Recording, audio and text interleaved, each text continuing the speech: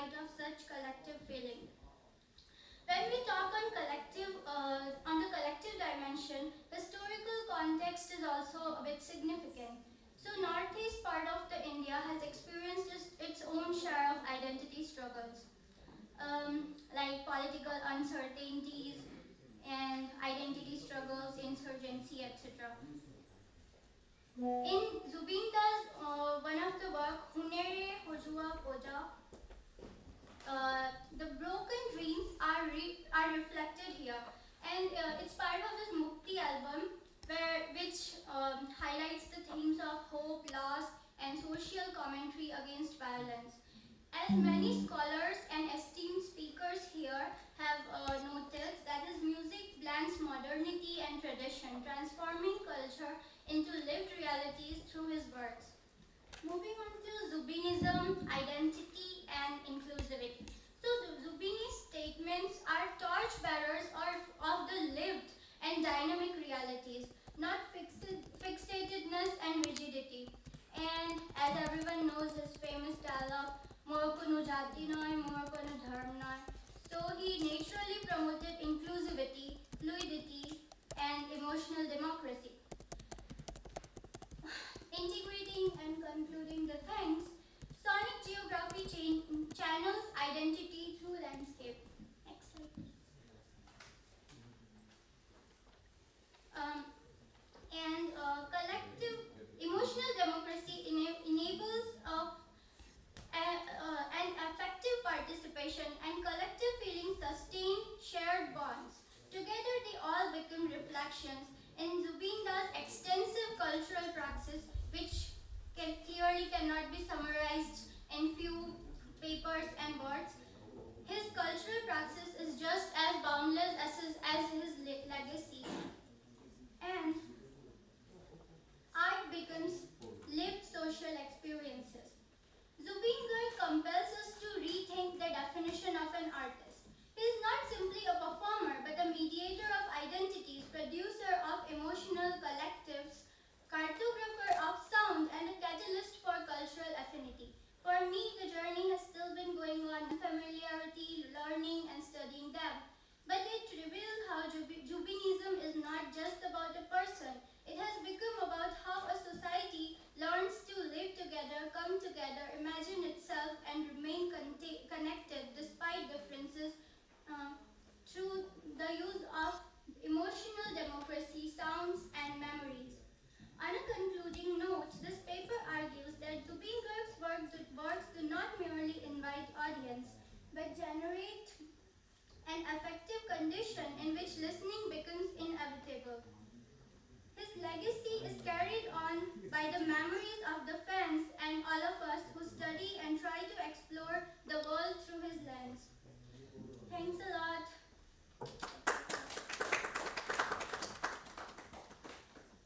Thank you, Piyesha. So now I invite Rityesha Gugai, research scholar of EFLU Shillong campus, presenting on the primal call, the towards a Jubilean philosophy of creation through a navigation lens.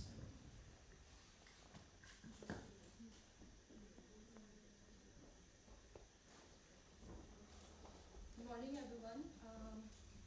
At first, I would say that I feel very privileged to be here because to be a part of a conference like this, and on top of that, to speak on a figure who is considered as a trailblazer, the legend, the myth, is something which is again an extraordinary thing to do. But here, I would say that to compress Zubeen Garg into 15 minutes is also not an easy thing because a larger than life figure that he was, it's very impossible, it's next to impossible to speak on him in within just mere 15 minutes. So I would just like to go through the basic philosophy that he followed while creating his artworks. But then again, saying so, I would also be drawing on the ideas of Nietzsche, the great German philosopher Nietzsche. Uh, there's also a point to it, I will come to it now. So if we look into the cultural landscape thinkers have made it possible to bring the collective consciousness together and to shape the artistic and emotional consciousness of the people as profoundly as Zubeen Garg did.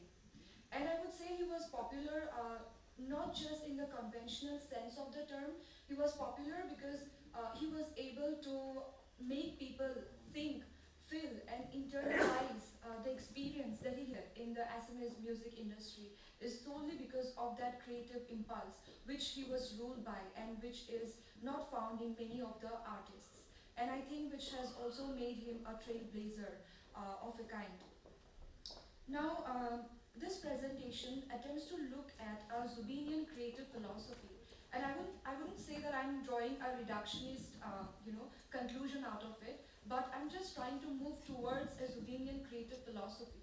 Had he been with us, he would have been able to say about it in a deeper level. But since he's not with us, we could just make a sincere attempt to understand the inner recesses of his psyche. So this is just an attempt that I have made. The title of my paper is can you just go to the previous slide? The primal call towards a Zubeenian philosophy of creation through a Nietzschean lens. I've called it a primal call because he was ruled by an instinct, a creative instinct, which was beyond everyone's reach. And I would say that is something that he felt like an inner call, the primal call, the raw instinctual call, which I would like to explore a bit in a deeper way. Moving on to the next slide. The paper actually begins with a set of questions. How can exactly music, especially Zubeen's music, could be studied as a site of philosophical inquiry? How was he able to shape a worldview altogether, which was very different from what his contemporaries did at that time? And how lyrics and music come together to influence the collective consciousness of the people. How he was able to, again, create sounds and effect which transcends boundaries, which transcends, different boundaries again. Now, moving on to the next slide, I have included an attachment if it's there. Would you be able to play the video? So, wait, just let, wait. So this is a snippet from an interview, the last existing interview of Zubeen Garg, where the interviewer, when he asked the interviewer whether the interviewer has read about Nietzsche, the great German philosopher Nietzsche, and his concept of nothingness. But the fact that he was not able to say on a deeper level on this topic is something that I think came as an impediment because we are not able to understand him and his lens of Nietzsche. On asking the interviewer, she digressed. She did not go deeper into it. So, of course, we do not have the opportunity to meet him again and ask him many questions regarding that. Why he chose Nietzsche, why he chose that specific German philosopher who was known for his, groundbreaking concepts and his not so conformed way of looking at the world. He was very radical in his approach. And I think this is something which Zubeen also embodied. If you could play the video. He asked the interviewer. To nothingness poison. Photo? Nothingness. Nietzsche. Yes, also. Also. সেইটো মোৰ কোৱা নাই মই জীৱনৰ যিখিনি অভিজ্ঞতা গোটালো ধৰা as a mother, teacher, writer, read. So this is the snippet from the last existing interview of Zubeen Garg. He asked the interviewer whether she has read about Nietzsche, but then she shrugged it off and she digressed from that. So we do not have to know more about it now. Because we do not have that, this is just a sincere attempt on my side to understand him. Moving on to the next slide. So again, Nietzsche was a German philosopher who was very radical in his approach, and he was known for his groundbreaking ideas. He came to his pinnacle when it was 1960s. Everyone started adoring his works, everyone started following his philosophy, and it did not just stop there. It continued to the 20th century and the 21st century as well. People, thinkers and creators of philosophy, art, music, and all other disciplines, they followed Nietzsche and tried to incorporate his ideologies in most of their works. So I think Zubeen was also someone who was very influenced by Nietzsche and his radical ideologies. In this presentation, I'm trying to draw on Nietzsche's ideas of Apollonian and Dionysian, and also the concept of nihilism, which we will go deeper into it. Uh, Next slide. So for the analytical approach, I am choosing some of the songs of Zubeen Garg for a close reading.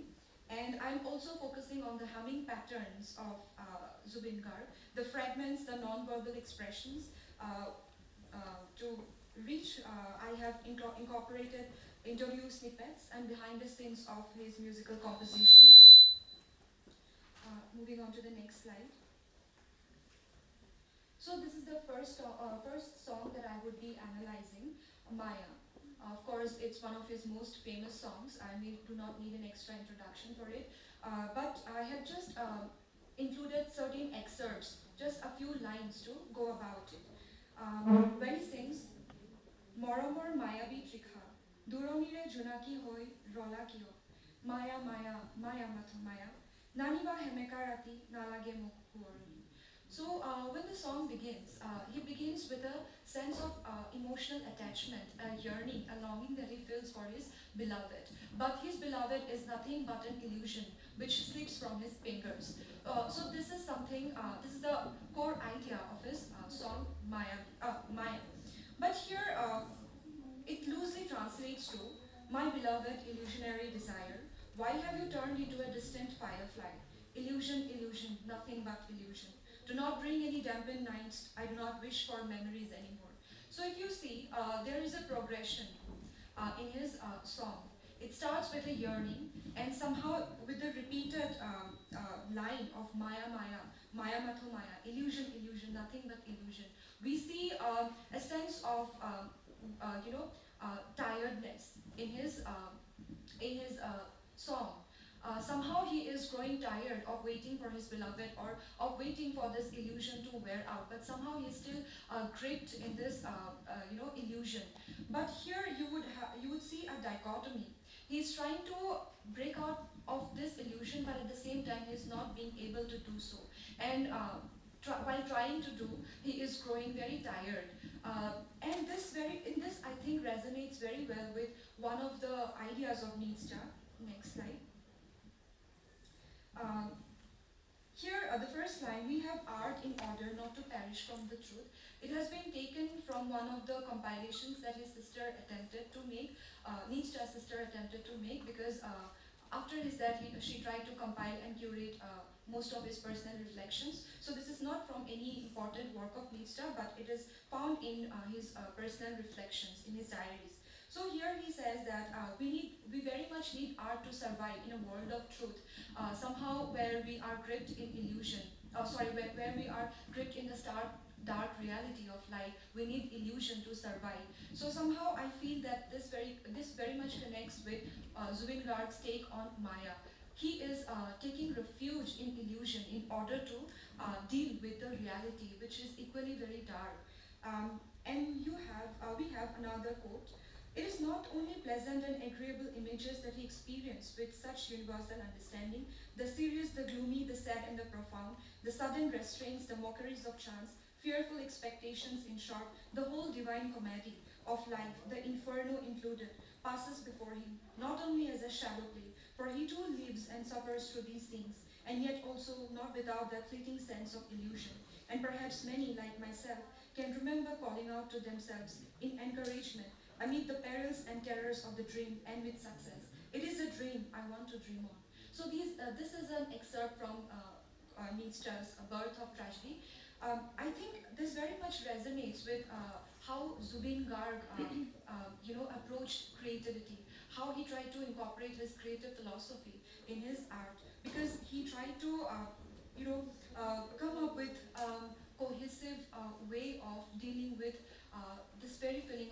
illusion. He tried to not only show the tiredness, but he also dealt with the nuances of staying in that very field of illusion.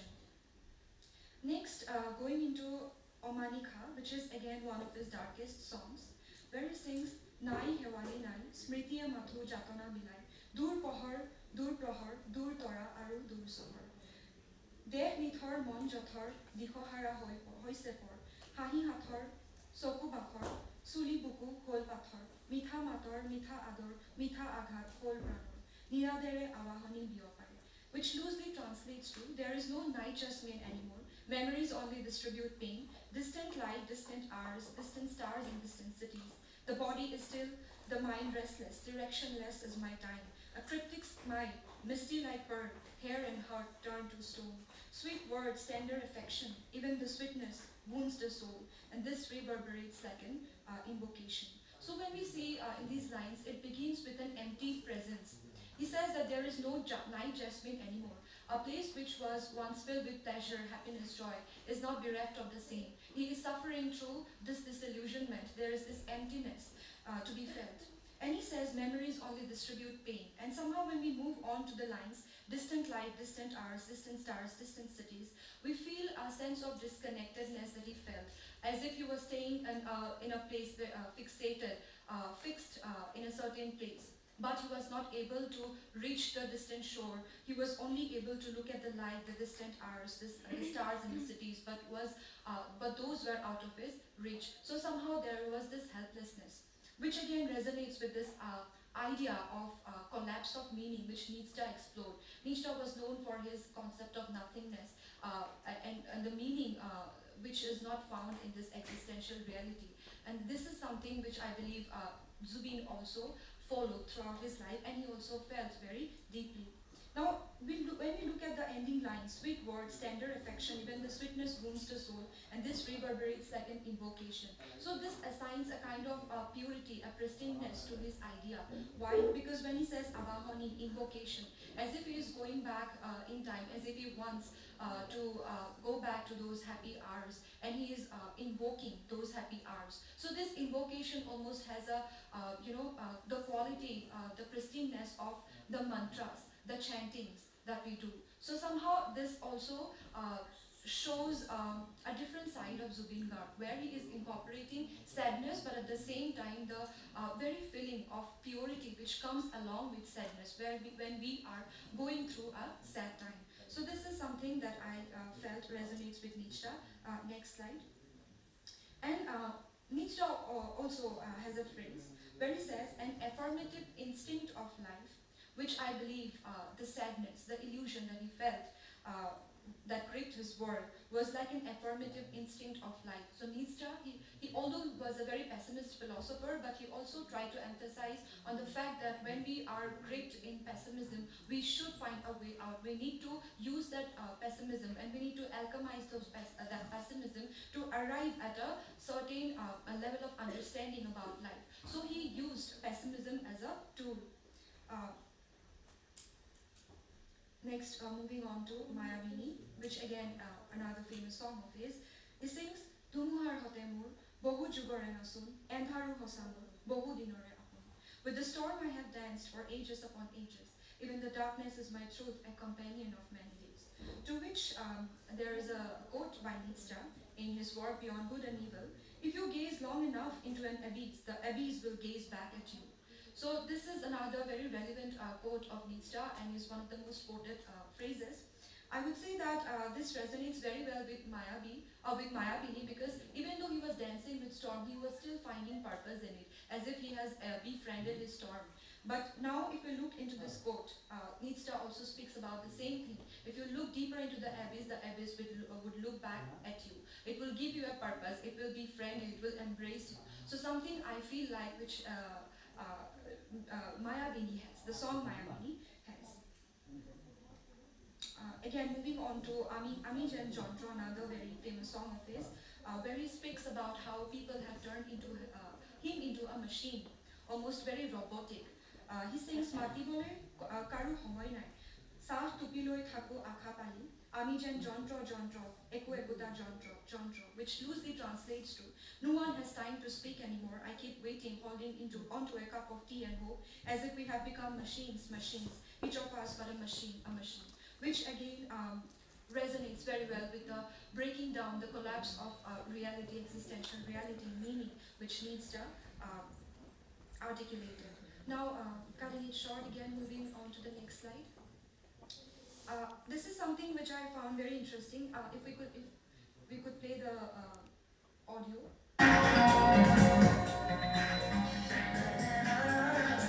It's fine.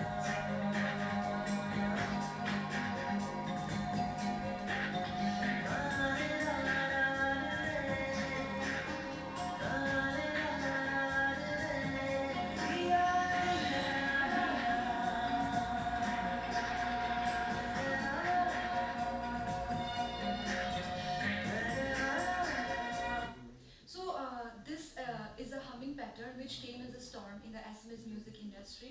It totally altered the fabric of Assamese music industry, because if you listen to this humming pattern, it almost has a hauntingly, appealing quality to it. It appeals you in a very haunting way. You do not know what you feel, as if you are feeling nostalgic for a home you never had, for times you never lived. So it comes with its own complexity, this very humming pattern. But there is also a very interesting anecdote behind it. When he was asked by an interviewer, what was his inspiration behind creating this humming pattern, this exceptionally amazing humming pattern, to which he replied that it was actually nothing. It was something which was created out of a fit of rage, because he was disturbed while he was sleeping. He was disturbed by someone over and over again, and because of the dearth of sleep, he was more agitated. He couldn't think properly. Yet at the same time, he wanted to produce it because you had the pressure of producing it. So if you could play the next clip. বিখ্যাত হাৰ্মিংটো দিয়া তুমি সেইদিনাখন ৰাতি বনাইছিলা complete কৰি দিছিলা আৰু বিৰাট খঙত বনাইছোঁ বিৰাট খঙত বনাইছা তুমি মই শুই আছিলোঁ যে জগাই দিছে তেওঁলোকৰ প্ৰডাকশ্যনৰ মানুহ এটা আছিলে তাৰ নামতো জোকোৱা নাম এটা আছিলে ফেণ্টম ফেণ্টমে আমি বাৰে বাৰে জগাই মই কৈছোঁ মই অলপতে শুবলৈ মই উঠি পেলাই মই কৰিম একো নাই আৰু আৰামছে কৰিলোঁ শুবলৈ টোপনি আহে আকৌ Jagai So actually here, I think this resonates very well with one of Nietzsche's idea, where he acknowledged Schopenhauer's another philosopher's take by saying that it is the subject of the will that is his own willing. Sorrow always is emotion, passion, and agitated state of mind. So somehow, according to Nietzsche, an artist flourishes more, comes up with more creative output when he is in a more agitative state of mind, when he is totally, gripped by an overpowering emotion. So this is something which I found very relevant. And moving on to the last slide. This is another interesting concept that I have found, Dionysian engrossment. If you could play the video.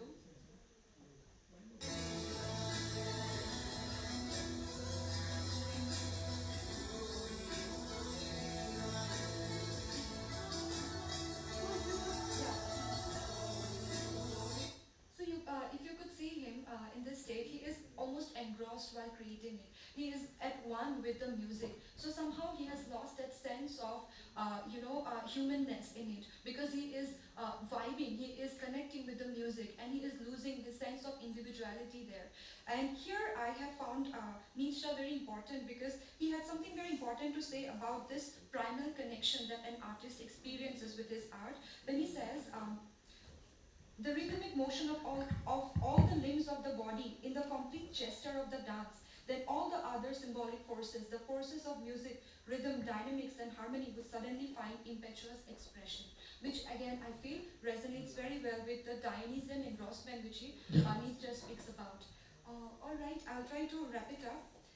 At the end, when I talk about Zubeenian philosophy, it's something which rests on an intensity, and while doing so, he's not trying to again portray a total pessimistic picture out in front of us, but he's again trying to affirm life while dwelling in that very darkness which he himself experienced. Of course, there are many songs which he sings about joy, happiness, and all the other concerns concerns about life, but the major chunk of his work Yeah. is dominated by the darkness which he experienced. So thank you very much. This is what I had to say. Thank you, Videsha Dugai. So now I call Saurav Apurva Gupta.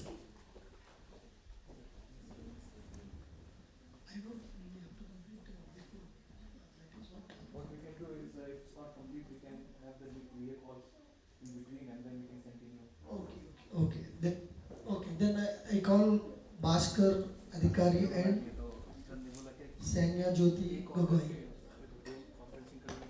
So, can you say the presentation title?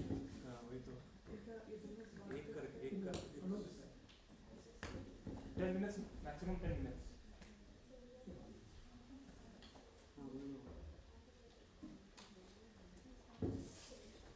Morning everyone. I'm Bhaskar Adhikari and my fellow researcher in this work is Sanjyoti Gogoi. Unfortunately, I'll be presenting this paper by myself. The title of the paper is Protests, Resistance and Artist-Led Movements. We are trying to understand Zubeen Garg's embodied protest in anti-car movement and with reference to a global comparative lens. To begin with the work, I'd like to talk, next slide please. There has been a historical relationship between art, artist and political resistance. Like historically, artists have dedicated their artistic expression through songs, performances, poetry, prose, literature, films to show a form of resistance or show a form of dominance over the hegemonic structure. And all these forms of cultural creative expression that I've told is basically categorized in symbolic protest. Symbolic protest is where an artist does not have to be physically present in a protest, but his representation can be through his art, through his music, or whatever form of expression that he does. But on the other hand, there is something called embodied protest, which requires an artist to be physically present in the arena of protest wherever it's happening, public space, whether it's giving a speech, singing a song, or mobilizing the public. In this reference, I'll be giving a brief idea about the type of artist protest that happens, and the main focus will be on Zubeen Garg and the anti-car protest that happened in India. A brief discussion about global comparative analysis, because when it comes to embodied protest, the number of protesters across the globe is drastically less compared to symbolic protest. And then at the end, I'd like to do an integrated comparative analysis between Zubeen Garg and other artists. Next slide, please. Moving on to the methodology, there is 4 basic division in methodology. It is a qualitative, interpretative and comparative research that I have done. I'm taking other global artists and doing a comparison as well. And then there is case study, where Zubeen Garg is the case study basically, and trying to see how embodied protest actually functions, how it mobilizes the public, and how it is a major change or major deviation from artistic or symbolic form of protest. And then we'll be looking at analytical lens where we'll try to put in some theory, like there are basic theories which are applied to why an artist who is not relevant to politics or who has no face in politics comes up to become a symbol of strength or represent the political opposition of an entire state or of its entire region. And then we'll look at a comparative framework.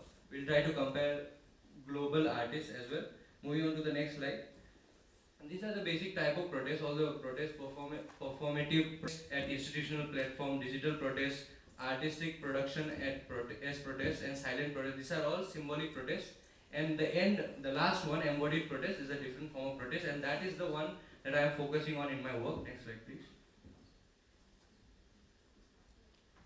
The theoretical framework that I am using basically are these 4, and then majorly there is an instance shared by my fellow researcher where he said that there was a visit by Atal Bihari Vajpayee in Tinsukia during the early 2000s, where he brought Amitabh Bachchan with him, and then basically there is a theory called charismatic authority. Whenever an artist gains a lot of fame through a particular field of work, and he has earned a lot of respect, that becomes like what we call as cultural capital, and that can be transformed into other fields.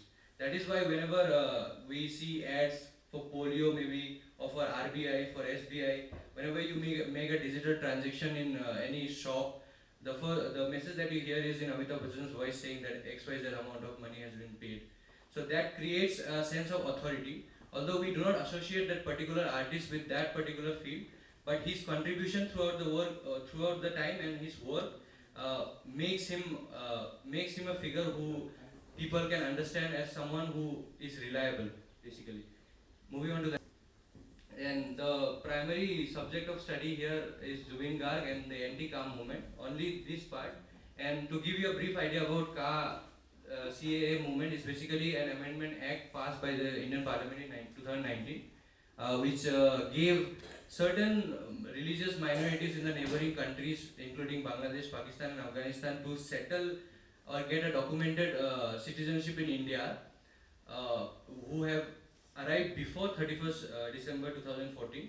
And this created a kind of a tension in Assam, particularly because it shares a fair amount of distance of border with Bangladesh.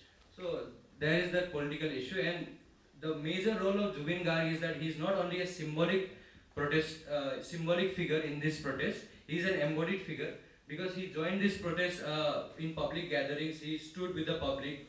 He he also encouraged the youth to take participation in this protest, and it went on. Moving on to the next slide, please. These are the pictures basically. One is from the Assam Tribune and the other one is from Northeast Now.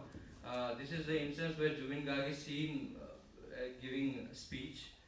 Moving on to the next. Can you play the second?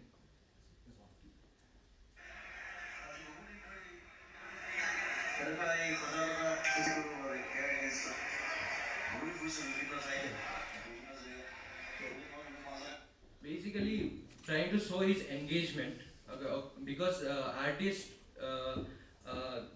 usually it takes a lot of time, or it takes a lot of courage for an artist to come up and speak so upfront. Moving on to the next slide.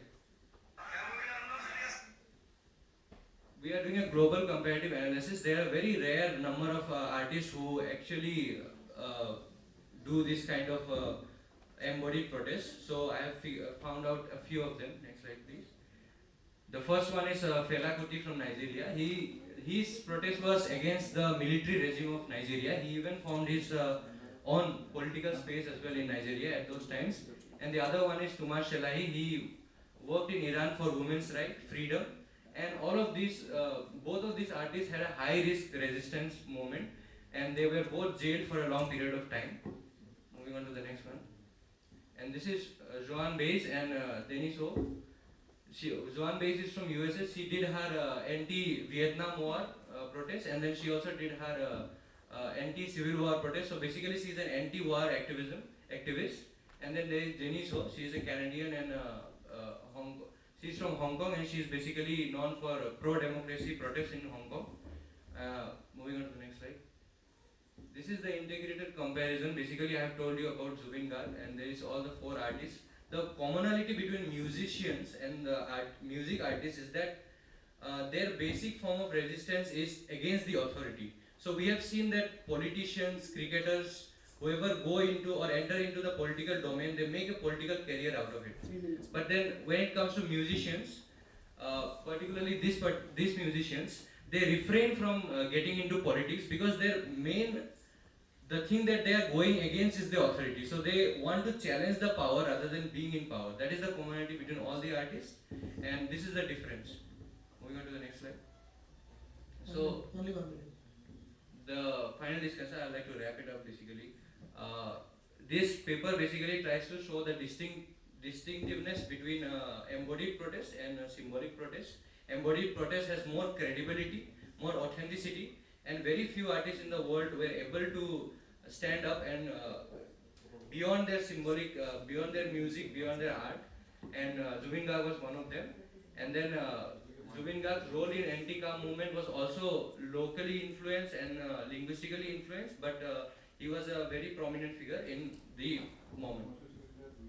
So I would like to conclude by saying that this comparative analysis also gives us an idea about how globally embodied protest from symbolic to physical engagement and how it becomes more credible and it shows more commitment than any other form of symbolic protest. Thank you. Thank you, Bhaskar Adhikari. It was an excellent presentation. It raised many questions, but I think now video. We'll take a pause. We'll have a break. After the video call, we'll. Yes, yes. So, sorry for this interruption because it's a 1 hour session. We actually made it on time, and thanks Bhaskar for this fantastic presentation. Sorry, we have to wait for some time. There's Professor Dolly Kikon is joining us from California, and it's quite late there. It is 26th of March, I think, for her. So, the time is 10:45, so another 5 minutes left, but we'll take 5 minutes for arranging the technicalities. I would request Dr. Arjuman Ara to chair the session and introduce Dolly Kikon when she comes on the camera. And meanwhile, we are connecting with her. So she will be speaking. We have given her slot for 20 minutes, but she said 10 minutes is enough for her. So another 10 minutes she would love to hear from people if you have any questions to ask. Thank you very much. No, you can sit also. Or if you're comfortable seeing from down also is fine. Yeah, come, you can come down.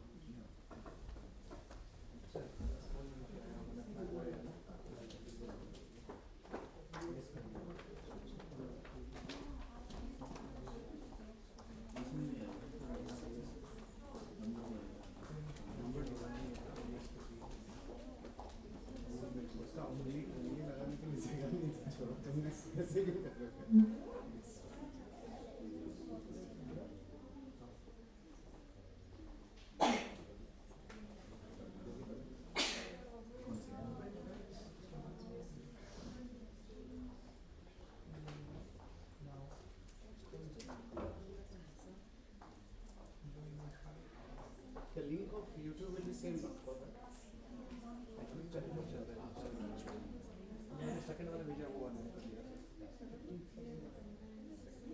Hello. Hello. Hello. Hello. Or easy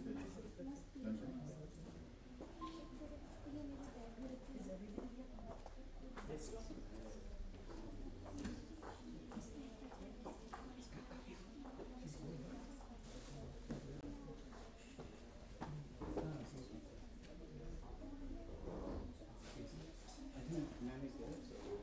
So, Arjuna will speak from where? On there. Yeah. It can be screened there.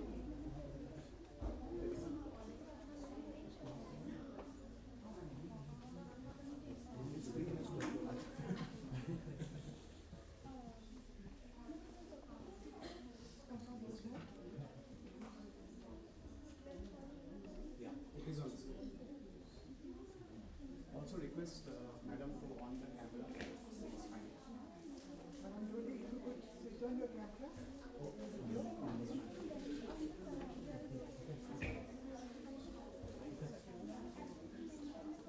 Madam Dolly, if you could switch on to your video mode. Madam Keegan.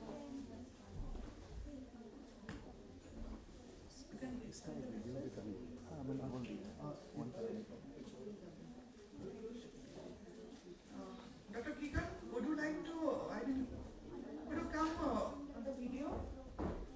Yeah, hello. Hi, can you hear me? Good morning. Hi. Good morning from our side. Good morning.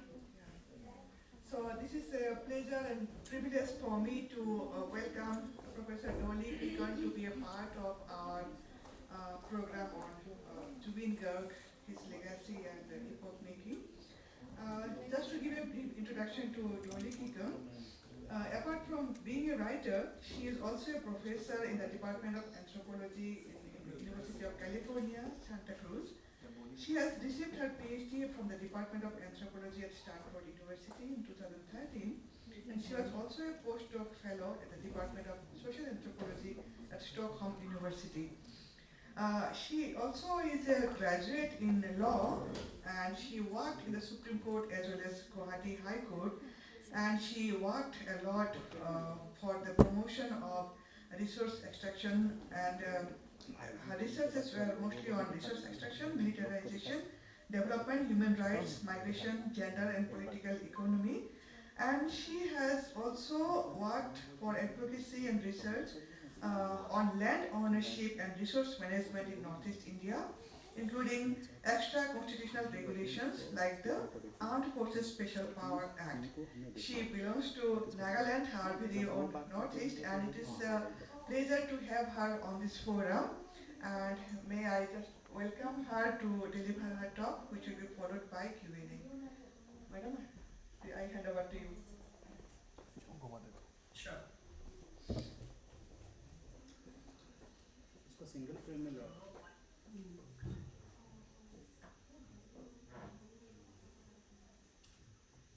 Thank you so much for inviting me. Can you hear me? Yes. We can hear you. Okay. You are audible. All right. So thank you so much for inviting me to the two-day National Conference on Society and Culture in Art and Philosophy of Life, understanding the cultural practice and epoch-making of Zubeen Garg and the Northeast India. I'll just kind of explain that I have my reflections today in two parts.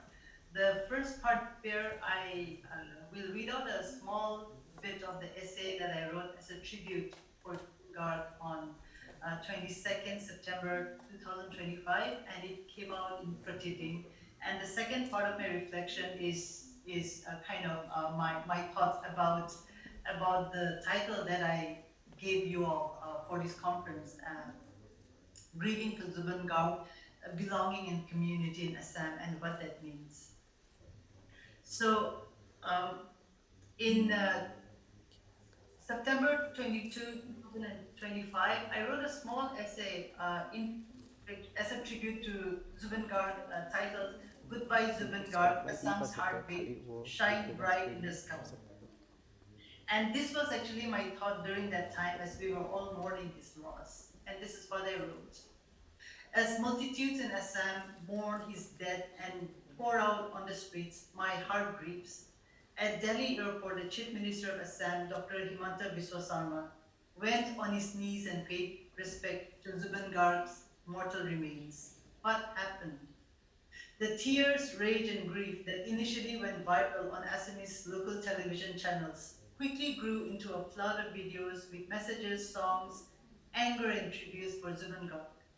Far away in California, I was glued to the news in Assam and watched videos of thousands taking to the streets and breaking down.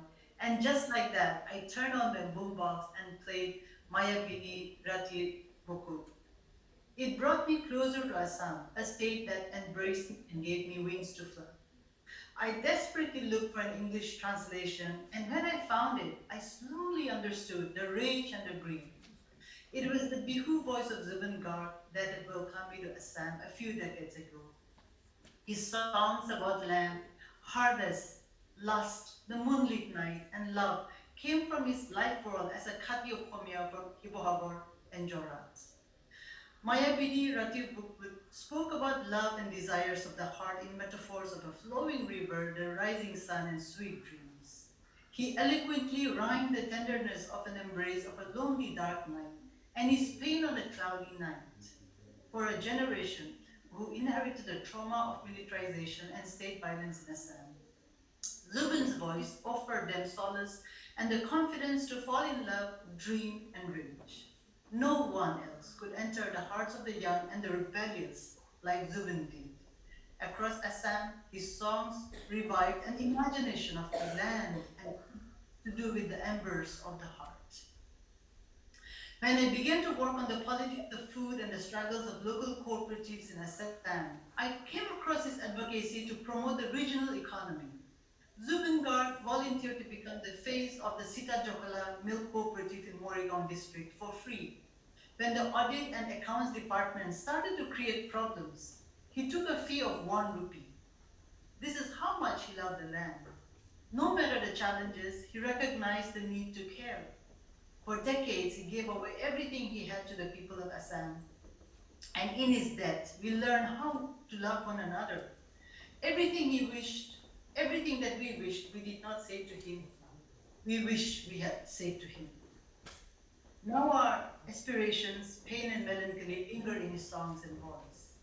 I wish we could fold time and bring him back to life, but we must push ourselves back to reality and look for the hope he offered to so many around him. He cried, raged, laughed, and fought with organizers on the stage. He lived life without pretense as the King of Hearts.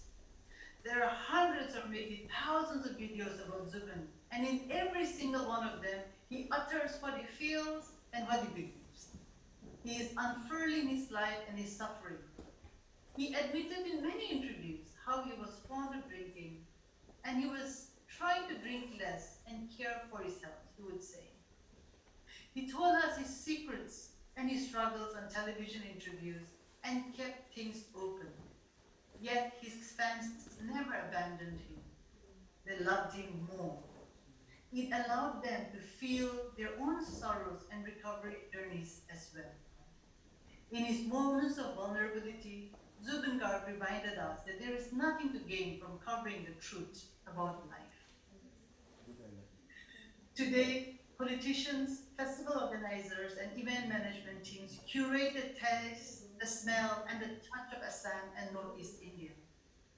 In Zubin's death, he exposed how poorly they understood the heartbeat and soul of Assam and the region. These festivals sell a regional identity and culture with a price tag, without dignity, with this birth of life and love. I had written then that they sacrificed Zubeen Garg at the altar of a sacrifice called the Northeast Festival, a meaningless exercise to make the rich only richer. The language of the people pouring across Assam and mourning is clear.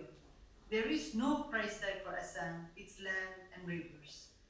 Zubeen would not have allowed this to happen. The voices and the lives of the poor that cultural festivals erase had come alive at the time. The voice that sang along with Zubeen, the bodies that danced to his music, and the hearts that loved him unconditionally have come alive. That's what I had written. Zubeen's legacy lives in them. He has returned home to his beautiful land to rest. His ashes will be immersed in the Brahmaputra, back to the country that gave him life and love. Under the canopy of the Assamese skies, Zubeen lives. His dreams and visions will take roots here. We must ask ourselves, how do we love Assam like Zubeen? Those were my reflections in September as I wrote my tribute for Zubeen Garg. And in less than a year, as we had this gathering, this national conference, to reflect on the life and his contributions, I wanted to title my reflections, a short one, as Grieving for Zubeen Garg, Belonging and Community in Assam. So I'm here as a fan of Zubeen Garg for the fearless life he lived and burned brightly. In an era when we witness the disappearance of role models and the emergence of influencers, Zubeen Garg's life has become a symbol of resistance and represents a call for justice. In grieving for Zubeen Garg, all of us here, I believe, represent and pass on values and actions on what a society ought to or must care for. What Zubeen stood for, among other things, was the essence of community spirit. A community where people care for one another and for all beings around them. Perhaps what hurts us even more when we remember Zubeen Garg is the reality that we live in a community which has no love or where majority do not care for one another. Yes, he enjoyed recognition, fame, and success. His songs and films, his philanthropic actions, and his fellowship have become like modern folklore for all of us in Assam and across the Northeast and beyond. But let us pause for a minute this morning and question, What was recognition for him? What was recognition for Zubeen Garg? This is a question perhaps Zubeen Garg might have been best equipped to answer, but now that he is no longer with us, his life, his interviews, his songs, his lyrics, and his anger gives us some clues.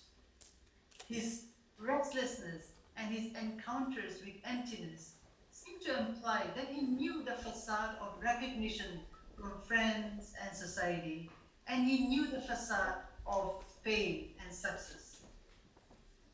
My friends, we are not here to psychoanalyze Zubin's life, but to reflect on his ability to bring us all together to this forum this morning. Grieving is fellowship. We are here to step into fellowship and foster a sense of community spirit. And we also remain committed that his memories and actions, especially call for justice, must endure.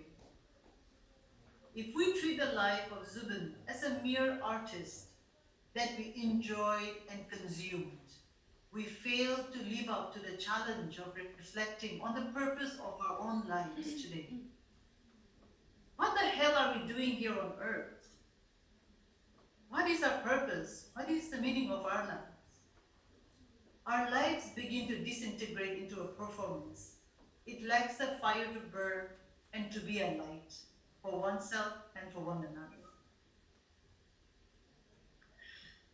Grieving for Zubeen Garg is a form of ritual, a ritual of resistance and a commitment to make beautiful fellowship. In this grieving process, we do not merely consume Zubin's songs and films, his art and his messages, but we reflect, we reach out, we introspect, we generate, and we create a relationship with one another, an affinity between us and the world. And wherever there is pain, inequality, and injustice, we enter and surround that space and act to ensure that peace, love, grace, and dignity must be experienced by all. This is what makes the world beautiful. This is the moment when our emotions are connected and bound up with Zubin's life, his legacy, and all the things that he raged and is for. But friends, grieving for Zubeen Garg cannot remain an emotion. Emotions are fleeting and very unstable. They are today packaged and sold by corporate houses as commodities. If we limit our grief for Zubeen Garg as an emotion, we will be consumed by the corporates and the power lobbies who are trying to colonize and invade the life and legacy of Zubeen Garg. The Korean-German philosopher Byung-Chul Han cautions us that emotions are more fleeting than things. They therefore do not stabilize life. In consuming emotions, we do not relate to things but to ourselves. What we seek is emotional authenticity. Thus, the consumption of emotions strengthens the narcissistic relationship to ourselves. The relations to the world that we have by the way of mediation of things is thereby increasingly lost. So, what should we do? Let us ask ourselves today, what do we value? What is valuable for us? Do we value justice? Do we value fellowship, humanity, equality, and a sustainable future? Or are we rushing along the highway to exploit everything and everyone around us for profit and individual success? We cannot become mere consumers of Zubin's songs and art. We must make the process of grieving for Zubeen Garg a practice of community building and seek to create an alliance where we feel a sense of wholeness. We loved Zubeen Garg because he knew what to do with the embers of our hearts as we were grieving and we were suffering. Today, we grieve for Zubin because he held a mirror about a disease called indifference, a grave problem that has fragmented us as a society and humanity worldwide. Even in a city like Guwahati or Shillong or Jorhat or Dimapur, Agartala, Aizawl, we don't know our neighbors anymore. And we forget about those who come and render service to us, to make our lives better, to make our lives livable, like the cleaners, like the food delivery people, and all other services which comes into our life.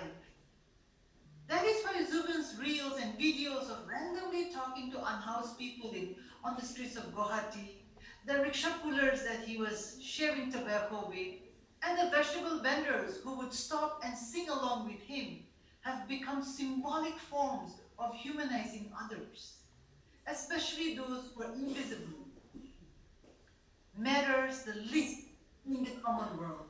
And that is something that Zubeen Garg fought against. In the face of increasing inequality and dehumanization, Zubin's cremation ground today is becoming a temple in front of our eyes. It is becoming a sacred place, a shrine, and a place of worship for all those who believe in the capacity of humans, that humans are still able to do some good, and for all of us who believe that there is still hope in humanity, that we cannot discard the poorest of the poor as rats, and that the young ones, our descendants who will come after us, can still be embodiments of love, of justice, and there can still be bodhisattvas among us long after we are gone from this earth. Grieving for Zubeen Garg should strengthen us, that grief, like love, is an experience inherent to community life, and to community building processes. Thank you.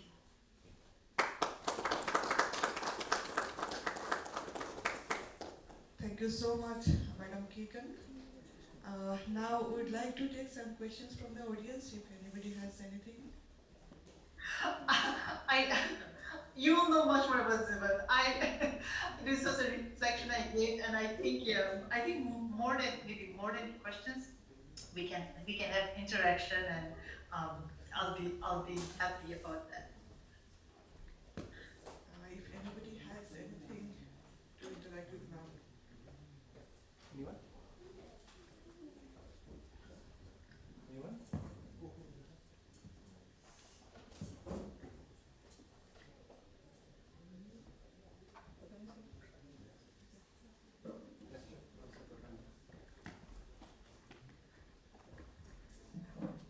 Good morning, madam.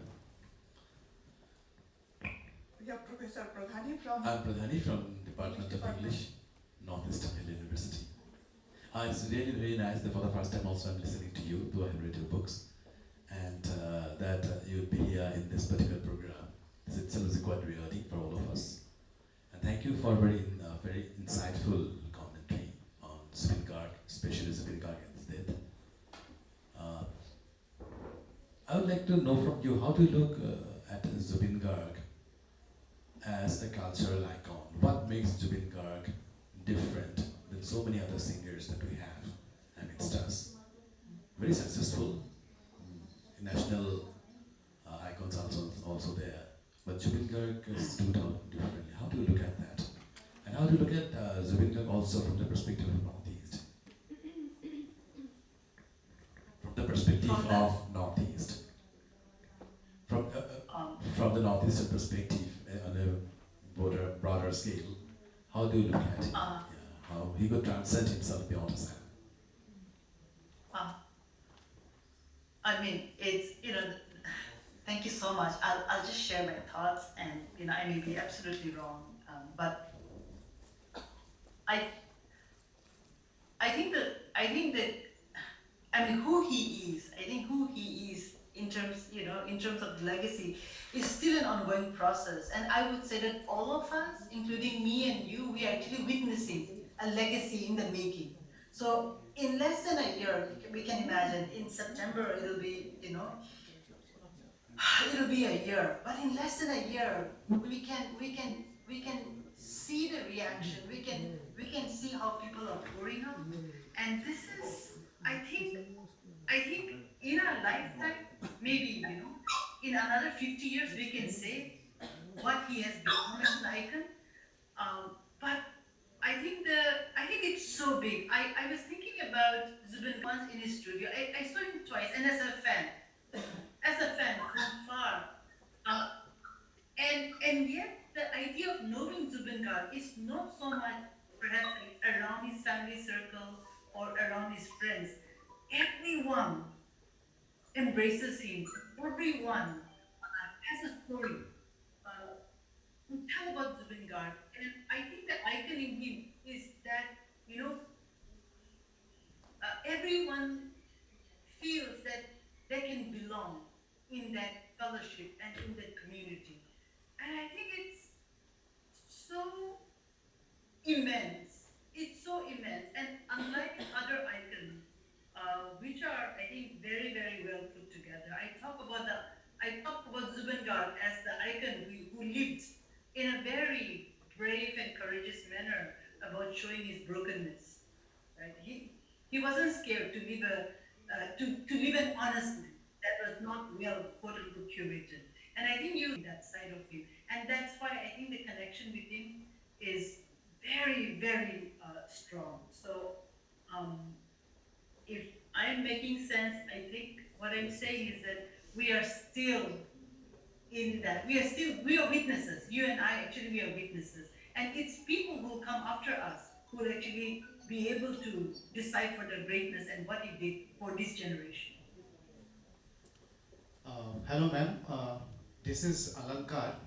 I've been coordinating with you for last few days. Yeah, just a quick question to you. Not a question, my observation, in fact. You also mentioned in your presentation that Zubeen takes tobacco from a rickshaw puller, from a truck driver. He goes and takes puri sabji in front of the GMCH hospital. He gives his coat to a madman at night during the cold weather. So how do you look at these kind of activities that Zubeen usually do? Does it do only for the sake that he is a celebrity and he has to take care of the people, or does it have a bigger human heart that, or does it tell a very different kind of a story about this person called Zubeen Garg? How do you look at these phenomena that he's usually perform on day-to-day basis? Yeah, thank you. From all that I have seen, that people connect with him the most, more than the songs and the films and his art.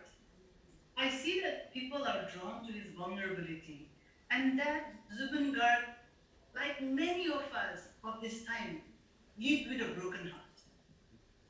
And this, I don't mean to say broken heart because he didn't have a good family or he didn't have people who loved him, but this sense of brokenness that is born of this time that we're living.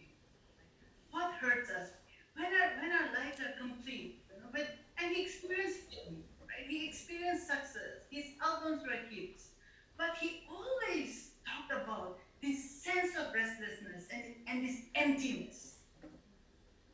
And everyone who loved him poured their lives to him. But I think, like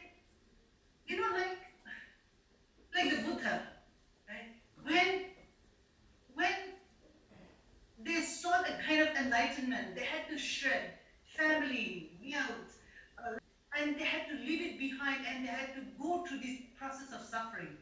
And I'm not saying that they found redemption in life, but in the moment of death, if you look at all saints, right, thousands of years, as human beings, we are drawn to them. And this is the period of Lent, right? I mean, we are, as Christians, we are going through the period of Lent. So this is actually the period of suffering, if you look at it. Then Jesus dies on Easter, on Good Friday, and then he's risen, and the symbol of Christian worship for Easter Sunday is that of the resurrection.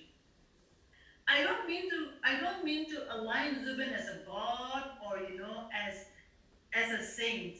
Uh, the future and people will decide, but the way that I see that his cremation ground and how people continue to mourn and is attracted to his legacy is, unlike the other icons that we have had from the region and beyond, there's something about the spirit of brokenness that he tried to figure out. And that brokenness is not because he was broke or he didn't have money, but the brokenness is something that he could connect with the person of the poor. And so I think that's something that we are still figuring out, and and I think that's something that continues to shake us. I'm not saying the rich ones, right? The ones who are driving the tellers, the ones who are driving the rickshaws, the meat cutters, the butchers, who sell kahori, murgi, they refuse to play Holi because they said that we are still waiting for justice. And on that day when Zubin Garg gets justice, then we'll play with color. And so even during Holi, there is a way, and I'm not saying these people, are making reels and saying it. No, they are not influencers. They're wearing torn banyans and they're clicking it. They're riding rickshaws somewhere in rural Assam and they're saying this. And as scholars, I think this is a room of academics and researchers that I'm interacting with. As scholars, our duty and our job during this time, during this period in society, is to have the ears to listen, right? And the eyes to witness. I think we've done our bit in terms of talking, in terms of writing, in terms of theorizing about the world.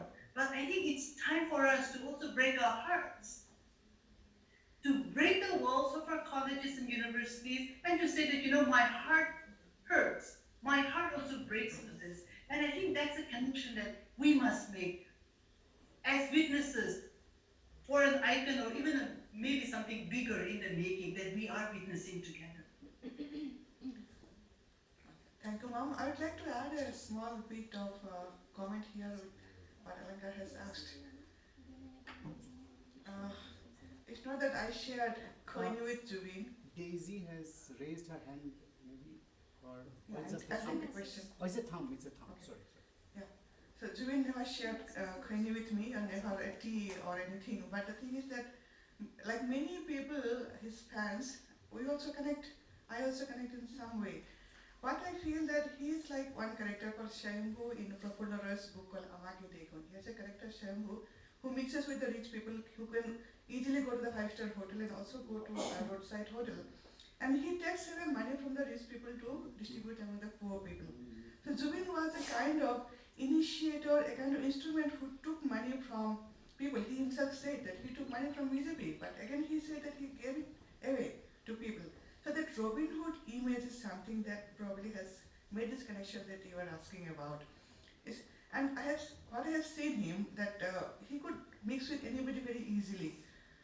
And from my personal experience, I have always found him to be very humble. He never minded to apologize, but at the same time, he never compromised with his own selfhood. That's why he could always claim that I am the king. So I think, in one way, what as a person he was, and the other way as an artist what he was voicing something that which we could not. Ma'am is talking about the brokenness, but it is more than that. It is the pain also.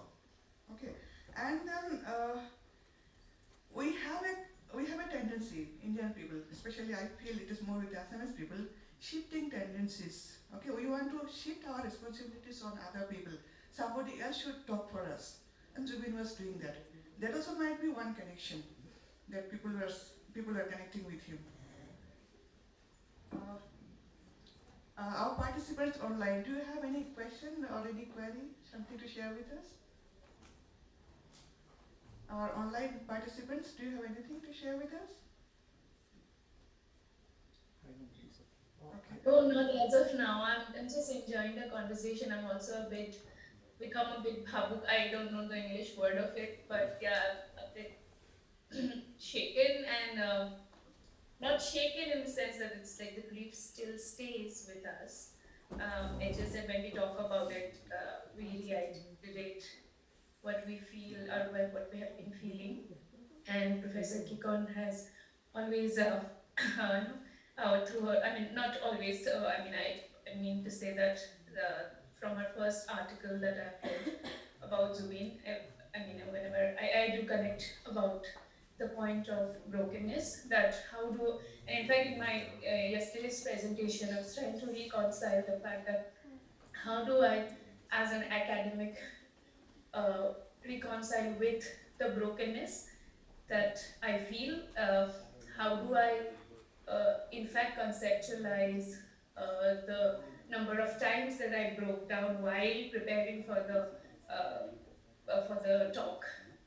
You know, I'm still thinking about it, and as Professor Kikon has said, that we're all figuring it out, and the process, him becoming an icon, us making sense of the loss, us making sense of the persona that he was, or he is going to be. So that's my reflection. I have nothing to add per se, and I think that's the beauty of it. And we don't have to add anything. We all kind of share the thoughts. There's a common. It's just that it's just a matter of articulation, but we all feel the same. I think in this room we're all feeling the same kind of feeling. The only difference is how we articulate them. And thank you so much.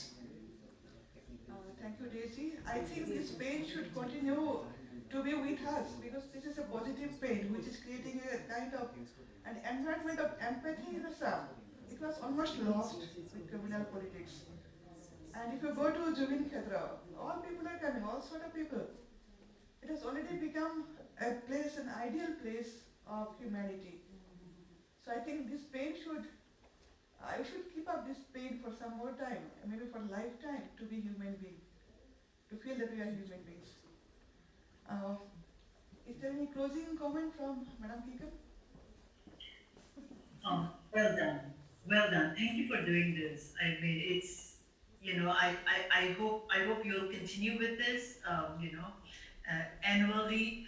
And it's a lot of work to organize this. So I really congratulate you all as organizers for putting this together. And people are already talking about this. Even in California, I have Okamia students, and they saw this on Facebook, the poster that you all created. So it requires courage, and it requires a commitment to pull off a conference in Zubeen Garg like this. So well done, and thank I think for doing what you all do. Thank you so much, ma'am, for being a part of our effort. As we say that this is actually a brainstorming session, and we do hope to continue with more engagement on Zubeen Garg. You have pointed out certain things which are very heart-touching, that how we need to reflect on Zubeen and how this grief needs to be converted to a sort of powerhouse so that we can save the Zubeen, our Zubeen, from getting colonized by the people, by the powerhouse. Thank you for your message, and thank you for expressing our emotions as well. And thank you for being a part of it. We look forward to have you once more, many more times later on. Have a good night there, and to the audience, have a good day. Thank you. Thank you.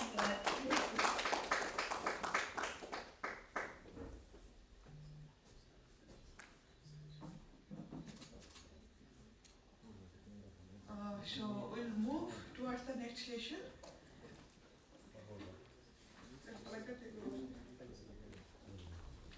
Okay, thank you. Here I also take the opportunity to welcome Professor Pradhani, who is our valedictory speaker. He'll be here today. Thank you, sir, for accepting our invitation and coming. And hello to Pretty Nisha also. You are here for the next presentation. Okay, so there's a tea break, but we will serve the tea here because we want to listen to people, have discourse over chai, and keep on talking till, and after that again there's an online session, so we cannot waste time. I would now request Ms. Rebecca Tham, Assistant Professor of Department of German, She has been associated with the JMC department since long. And I welcome Rebecca to the dais, please, to chair this session, which is a session called a special talk session at it's going to start now for the next 1 hour, 10 minutes. You can take the first middle seat. Yeah, speakers will be. May I request Shweta to felicitate Miss Rebecca Tham with a Fulam Gamusa and a very famous memento, a poster that has, as Dolly Kikon said, has already got circulated in California too. This is for your memory, for the seminar and also for Zubeen. Thank you, Shweta. May I welcome Dr. Pritinisha Burman on the dais. Please take your seat. Dr. Parasmani Datta, thanks for coming, sir. He's an associate professor at the Department of Cultural Studies, Tezpur University. Dr. Pritinisha Burman is from the Department of English, Northeastern University, Shillong. I would also like to welcome Dr. Jasmine Imchunga. She is from Department of Mass Communication, Sikkim University. Please take the seat on the dais. Dr. Juri Barua. She has come from DCB Girls College, Jorhat, taking so much trouble amidst of her election duties. She might be getting a lot of calls from Assam government. Dr. Rosie Yumna, Associate Professor of EFL University, and Shweta Sarkar, our research scholar of FLU Shillong campus. So I welcome everyone. Please sit comfortably. We're going to have a conversation for the next 1 hour, 20 minutes. So I will hand over the session to Rebecca Tham.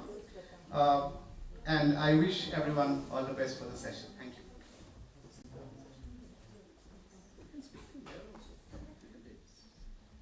Good morning, everybody, ladies and gentlemen, fellow colleagues and students who are participating at this seminar, today's seminar. We have on the dais, as you have already heard from our organizer, different people different views and takes on Zubeen Garg's life. Our first speaker is Dr. Pritinisha Burman, as you have